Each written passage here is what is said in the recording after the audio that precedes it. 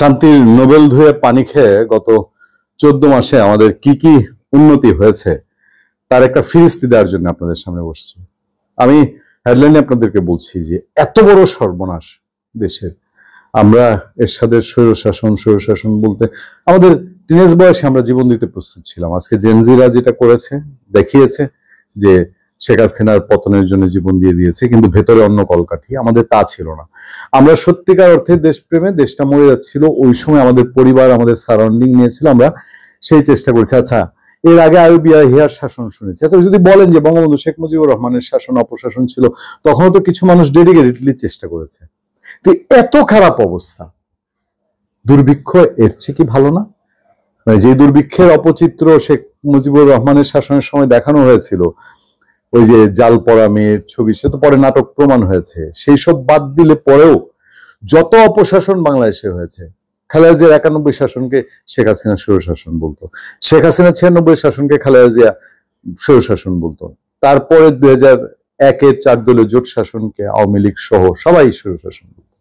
তারপর শেখ হাসিনা সেটাকে অনেকটাই প্রাতিষ্ঠানিক বাস্তব রূপ দিয়েছিলেন। এটা অনেকে বলে, অনেক ঘটনায় অনেক রকম দেখা যাচ্ছে। কিন্তু এই অবস্থা একটা বছরে 55 বছরে বাংলাদেশের যেই যা হয় নাই, অপশাসন, দুর্নীতি। আমি তো কালকে একটা আলোচনায় বলছিলাম, সবাই একমত হচ্ছিল যে বাংলাদেশে শুধুমাত্র ওই যে সিরাজগঞ্জে নুরাল পাগলার মরদেহটা তুলে যে ঘটনাটা ঘটেছে না, পুড়িয়ে দেওয়া, এই একটা ঘটনা।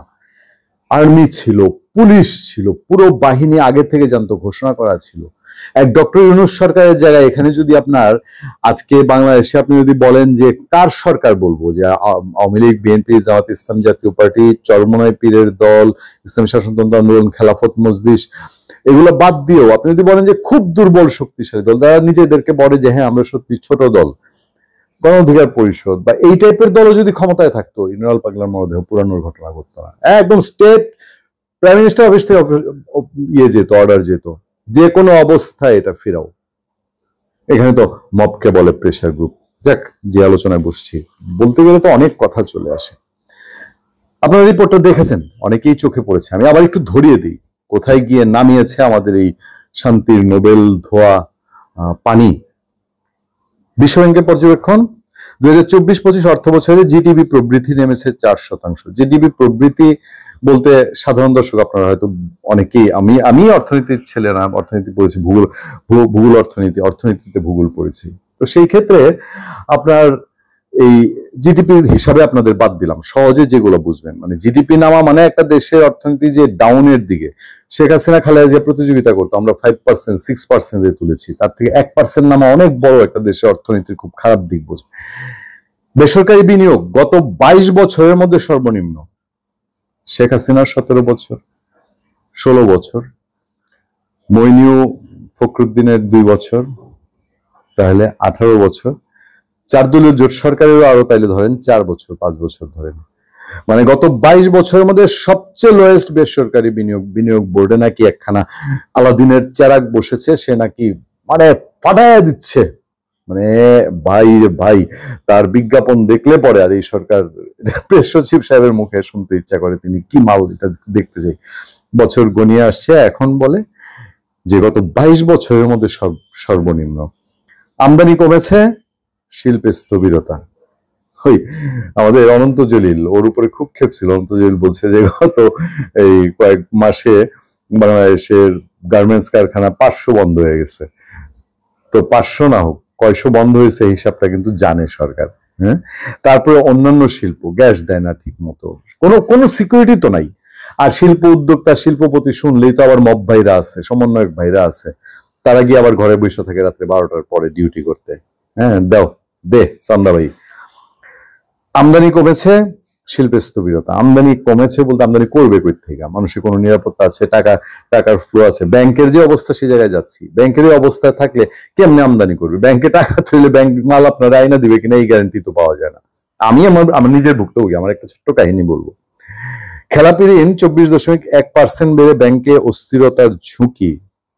শেখ হাসিনার সময় 1 লক্ষ কোটি টাকা খেলাপি ঋণ ছিল, এখন 3 লক্ষ কোটি টাকা। আমাদের বলেন তো দেখি, এই 1 বছরে নতুন করে তো ঋণ দেয় নাই। না, ধরেন এস আলমের মতো গ্রুপকে 30,000 কোটি টাকা দিয়ে দেয় নাই, বা অন্যান্য গ্রুপকে বেসিক ব্যাংক খালি করে যায় নাই, সালমান এফ রহমান টাকা তুলে নেয় নাই। তাহলে এই 1 বছরে খেলাপি ঋণ যে বাড়লো, এগুলো কি সব শেখ হাসিনার আমলে দেয়া? আপনি কি করলেন? আপনি ব্যাংকিং ব্যবস্থা এত এত রথি মহারথী যে বসাইলেন, বাংলাদেশ ব্যাংকে যে গভর্নর সাহেবরে বসাইলেন, কি করে জানেন?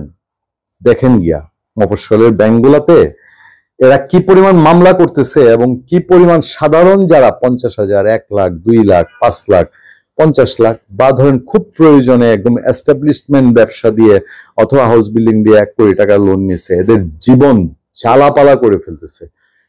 আর কোত্থেকে? ব্যাংক ভেতরে এখনো ফাঁকা হয়ে যাচ্ছে, ব্যাংকে মানুষের কোনো আস্থা নাই। বেকারত্ব 3.7% বেড়েছে। এই 2 মাস আগের জরিপ সিপিডি বলেছে, অন্যান্যরা বলেছে যে আরো 30 লাখ 25 লাখ বেকার বেড়েছে, এর মধ্যে ম্যাক্সিমাম নারী। আমার কথা বিশ্বাস না হলে আপনারা আবার গুগল সার্চ দিবেন, আপনি এই চ্যাট জিপিটি কে জিজ্ঞেস করবেন রাজনৈতিক অস্থিরতা, ব্যাংকে দুর্বলতা, এই কয় এই ব্যাংক সেই ব্যাংক একত্রিত করে ফেলবো, এই করে ফেলবো। আর আছে কয়দিন আপনার হাতে? আপনি তো আপনার ব্যাংক গুছায় নিছেন, আপনার গ্রামীণ ব্যাংক গুছায় নিছেন, আপনার ট্যাক্স ফ্যাক্স মৌকুব করে আপনি নোবেলের ট্যাক্সও আপনি মাফ করে নিছেন। তো তাইলে আমাদের কপালে আর কি হবে বলেন দেখি ভাই?